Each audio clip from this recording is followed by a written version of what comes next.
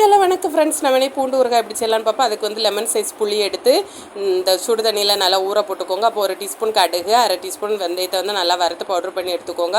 பூண்டை வந்து தோல் உரித்து எண்ணெயில் வந்து லைட்டாக வேக வச்சு எடுத்துக்கோங்க. நல்லெண்ணெயில் போட்டு வேக வச்சு எடுத்துகிட்டு பாதி பூண்டை அரைச்சி வச்சுக்கோங்க, பாதி பூண்டை முழுசாக வச்சுக்கோங்க.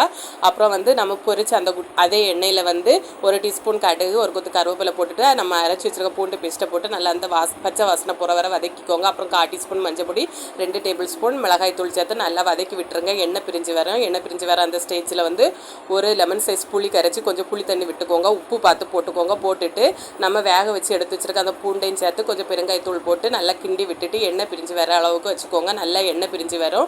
எண்ணெய் பிரிஞ்சு வந்த பிறகு நம்ம பொடிச்சு வச்சுருக்க அந்த வெந்தய கடுகு பொடியில் 1 டீஸ்பூன் பொடியும் போட்டுட்டு நல்லா கொஞ்சம் கூட எண்ணெய் பிரிஞ்சு வர ஒரு 10 நிமிஷம் வச்சுட்டு லாஸ்ட்டாக வந்து ஒரு துண்டு வெல்லமும் சேர்த்து நல்லா வந்து இறக்கிட்டிங்கன்னா சூப்பரான பூண்டு ஊறுகாய் ரெடி ஆயிடும். வீடியோ பிடிச்சிருந்தா சப்ஸ்கிரைப் பண்ணுங்கள். தேங்க்யூ ஃபார் வாட்சிங்.